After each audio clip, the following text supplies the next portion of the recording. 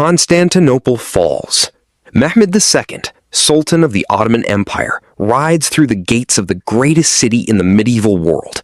The Byzantine Empire, which had ruled from this city for over 1,000 years, ends in a single afternoon. In European capitals, they mourn the fall of Christendom's great eastern fortress. They miss the more important story. Mehmed II now controls the Bosphorus, the narrow strait connecting the Black Sea to the Mediterranean, the single geographic choke point through which every ship carrying goods between Europe and Asia must pass. He immediately begins taxing every vessel that moves through it. Within a generation, the Ottoman Empire has positioned itself at the center of every major trade route between the known world's two great economic spheres, Europe and Asia. Silk, spices, coffee, gold, cotton, indigo. Nothing moves between East and West without crossing Ottoman territory. And the Ottomans tax every transaction, on every route, in every direction. For the next 200 years, the most profitable business on earth is not manufacturing, not mining, not agriculture. It is owning the road. This is the Ottoman wealth code. To understand the Ottoman wealth system, you need to understand what geography meant in the 15th and 16th centuries. There was no internet. There were no container ships crossing the Pacific. There were no air routes.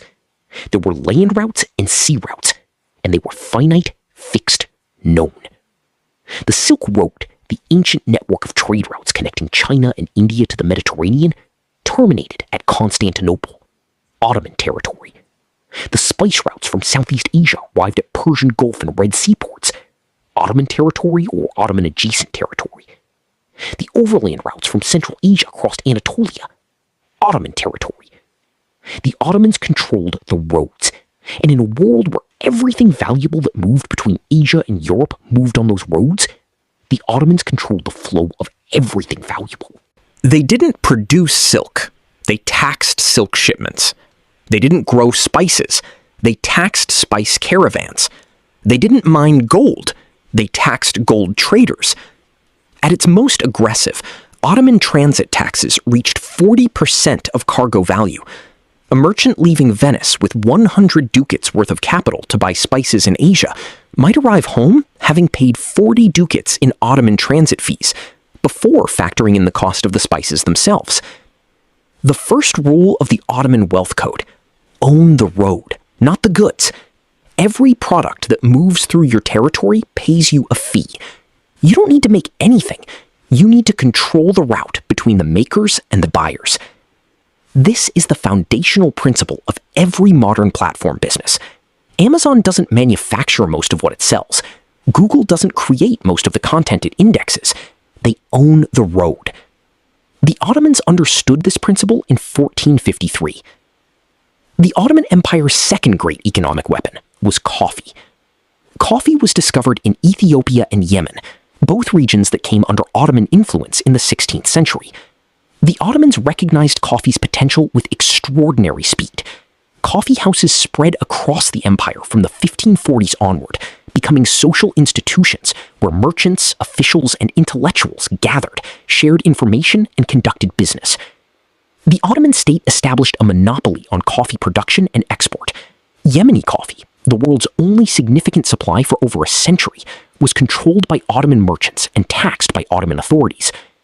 Before export, coffee beans were typically roasted or boiled, a deliberate policy to prevent foreign buyers from planting live coffee trees in their own territories. The Ottoman coffee monopoly was not accidental, it was engineered. Coffee was worth its weight in silver in European markets. The revenue from Ottoman coffee exports was enormous, and it funded a military machine that kept the most powerful states in Europe on permanent defensive alert. The second rule: when you control a product everyone wants and nobody else can produce, you set the price. Guard the production method as jealously as the product. The moment competitors can replicate your supply, your monopoly ends. Here is the Ottoman decision that accidentally changed the shape of the entire world. By the mid-15th century, Ottoman transit taxes had made Asian goods so expensive in European markets that the profit margins for European merchants were being squeezed to the edge of viability. A Venetian spice merchant in 1460 was paying Ottoman taxes, Arab intermediary fees, and local tariffs, and still needed to make a profit at the European end. European monarchs and merchants began funding explorers with one mission: find a route to Asia that bypasses the Ottomans. The Portuguese sailed south and east around Africa. In 1498, Vasco da Gama reached India. The Ottoman trade monopoly was cracked. Europe had found a new road. Meanwhile, Columbus, funded by the Spanish crown, motivated by the same Ottoman economic pressure, sailed west. He was looking for a faster westward route to Asia. He found something the Ottomans never imagined existed: the Americas. 2 entire continents, discovered because Ottoman trade taxes were too high. The Ottoman Empire's pricing policy, completely rational from their perspective, created the economic desperation that funded the age of exploration. The wealth of the New World, the silver of Potosi, the gold of Mexico, the agricultural productivity of 2 new continents flowed to Spain, Portugal, Britain, and France. The Ottoman trade monopoly was bypassed, and the economic consequences reshaped the world.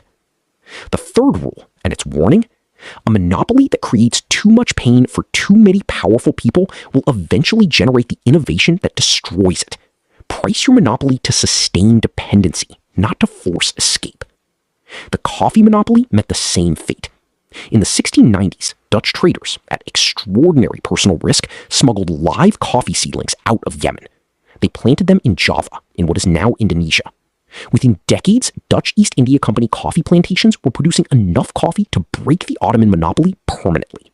The Ottomans' policy of exporting only roasted or boiled beans had worked for 150 years.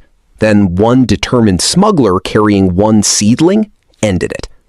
The fourth rule: a monopoly protected only by policy is vulnerable to the single person willing to break the rule. A monopoly protected by geography or genuine scarcity is permanent. The Ottomans confused the two. The Ottoman Wealth Code has 5 rules, and every one of them is used by the world's most powerful companies today. The Ottoman Empire lasted 623 years, from 1299 to 1922. No empire in the Islamic world approached that duration. No empire in the modern era maintained coherent political and economic power for anything close to that long.